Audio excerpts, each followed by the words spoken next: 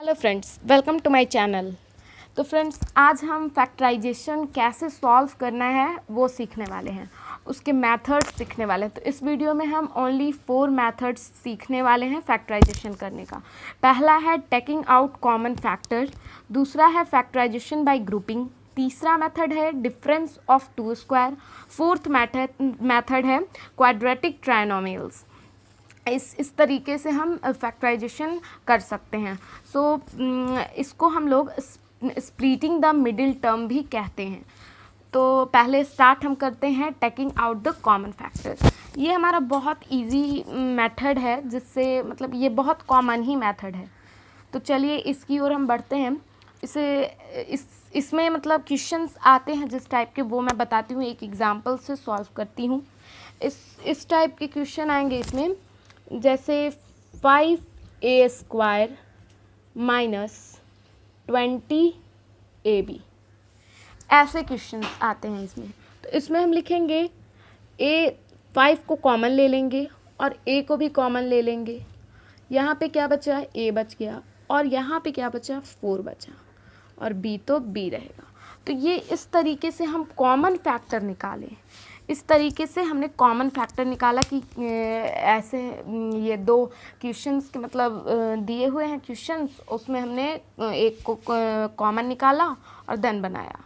अब यही था कॉमन फैक्टर, और कुछ इसमें बेसिक है नहीं। तो अब आई होप ये क्लियर हो गया होगा। ये बहुत ईजी है, इसके लिए हमें सोचना नहीं है।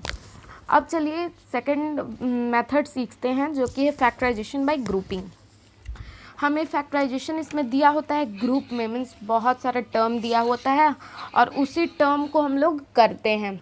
इसमें हम लोग करते हैं बेसिकली कि ग्रुप में हमें टर्म दिया होता है और उसी को सॉल्व करना रहता है। जैसे कि हम यहाँ पे लिख सकते हैं A B plus example, okay, A B plus B C plus ax plus cx। तो यहाँ पे जो हमें ग्रुपिंग करके निकालना है, तो वो कैसे ग्रुप करना है? तो कुछ इस तरीके से कि हमारा जो कॉमन फैक्टर लिया जाए। अच्छा ठीक है, आगे सॉल्व करते हैं पहले। तो इन दोनों का अगर हम पेयर बनाएंगे तो इजी रहेगा। हाँ, और इन दोनों का कैसे हम ये सोच रहे हैं, क्योंकि यहाँ पे भी b है, यहाँ पे भी b है, यहाँ पे भी x है, यहाँ पे भी, तो हमें इजी पड़ेगा ना। तो ऐसे ही हमने इसे सोचकर कॉमन लिया। इन दोनों को पहले हमने कॉमन ले लिया और इन दोनों को कॉमन लिया। तो इन दोनों में b को कॉमन ले लिया, क्या यहाँ पे बचा? a plus c।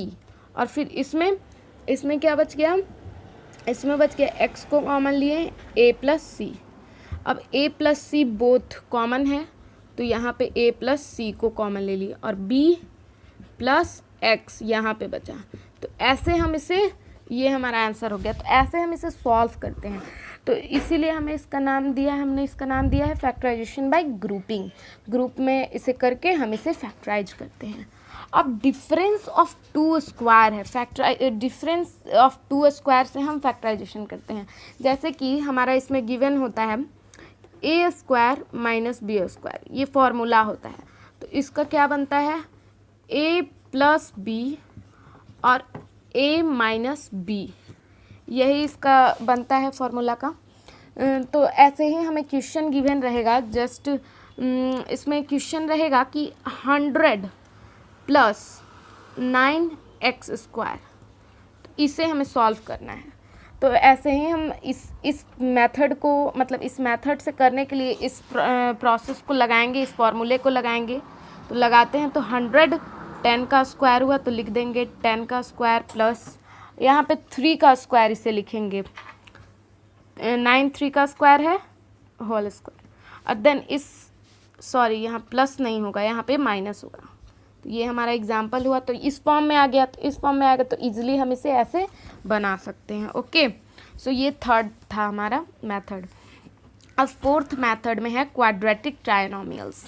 इसमें कुछ इस प्रकार का क्वेश्चन रहता है कि हमें, जैसे मैं क्वेश्चन लिख देती हूँ, x² प्लस 9x प्लस 18। और होता है इसमें क्या करना कि अगर हम 18 का अगर कोई भी हम टू को मल्टीप्लाई करें, 2 नंबर्स को मल्टीप्लाई करें तो उसका अगर ऐड करें तो इतना आना चाहिए, ऐड करने पर इतना आना चाहिए, और मल्टीप्लाई करें तो इतना आए, इतना आना चाहिए। तो इसके लिए हम इसका पहले फैक्टर निकाल लेते हैं।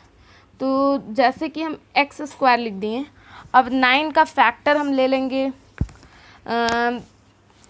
3 + 6 ले लेंगे, तो 6 × 3 18 आ जाएगा, और 6 + 3 9 होता ही है। तो यहाँ पे हम लिख देंगे 3x + 6x और +18।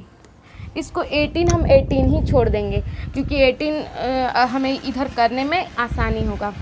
अब देखते हैं, अब 9 तो ये हो जाता है, तो अगर हम इन दोनों का सम कर रहे हैं तो 9x आ रहा है, और 6 × 3 कर रहे हैं तो 18 आ रहा है, तो मतलब ये हमारा सही है। तो अब वैसे ही इन दोनों को ग्रुप में और इन दोनों को ग्रुप में लाकर कॉमन फैक्टर निकाल कर इसका आंसर ले आएंगे। तो यही था हमारा स्प्लिटिंग द मिडिल टर्म को स्प्लिट करके इसे सॉल्व करना।